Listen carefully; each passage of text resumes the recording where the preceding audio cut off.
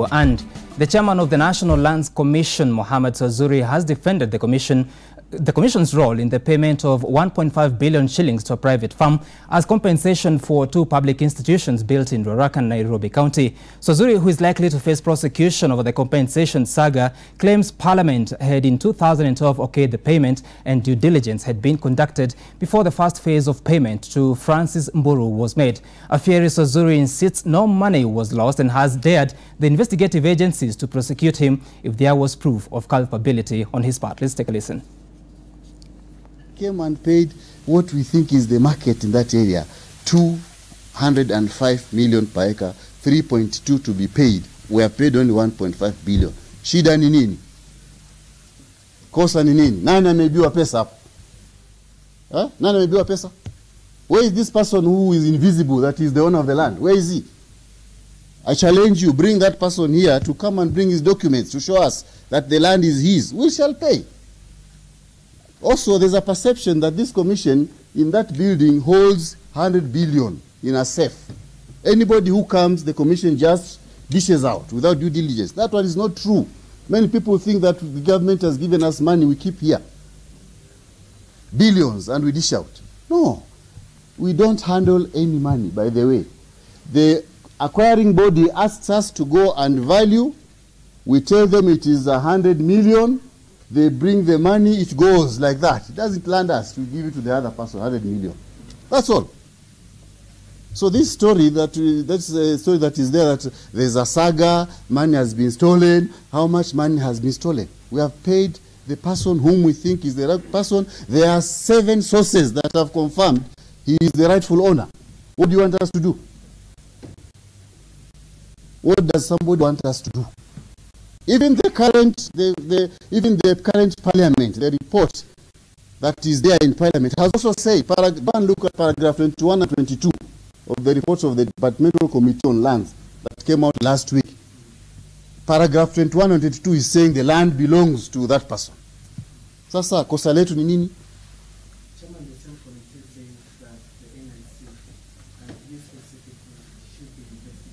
Fine.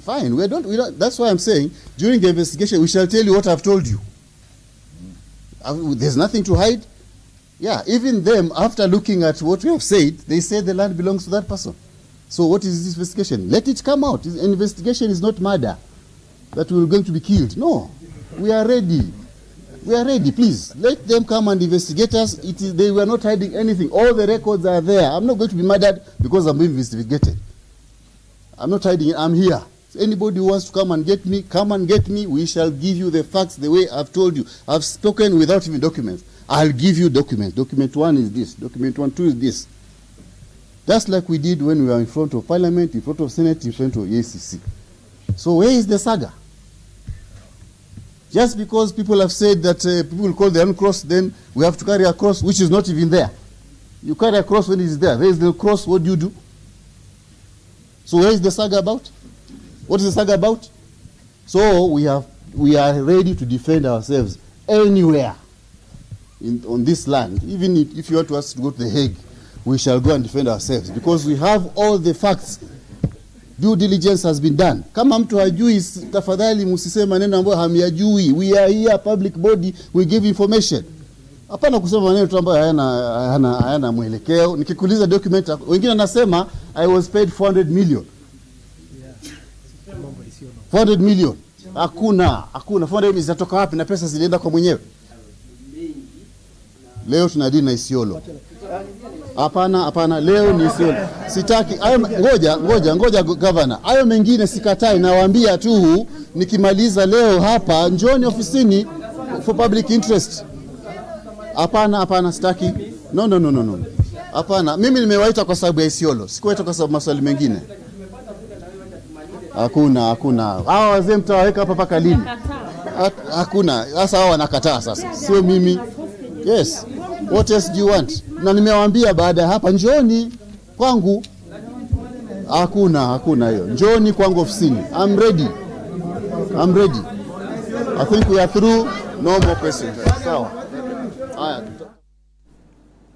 Right, let's now cross over to the Ardhi House where Sylvia Chebet has been standing by following the events. And Sylvia, we see a very infuriated chairperson, of course, talking about the land that went to Ruaraka Secondary School as well as Drevin Primary School. What really provoked him to get to the situation of being so furious?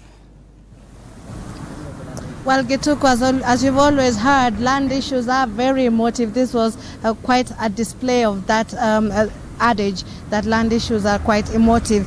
Let me just give you a brief background to this land issue in Ruaraka.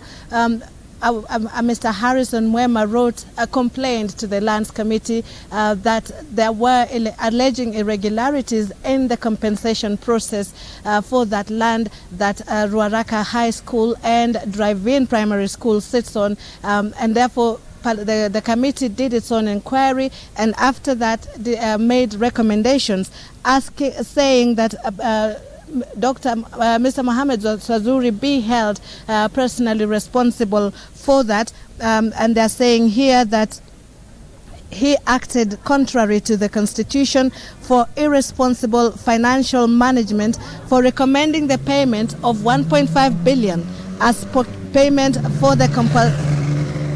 for the compulsory acquired land, an amount that need not have been paid, noting the Commission had not even secured the interests of government on the land in terms of having the possession of the documents of the said piece of land. Now, of course, Swazuri says due diligence was done, the process was not was above board, and therefore he says he does not fear facing any kind of prosecution. In fact, that what he told us right there in the press conference is the defense he plans to carry to any investigation or investigative agency that dares to probe him. He says he has nothing to hide. In fact, according to him, he helped save government a lot of money that initially the amount that was meant to be paid was apparently 12 billion.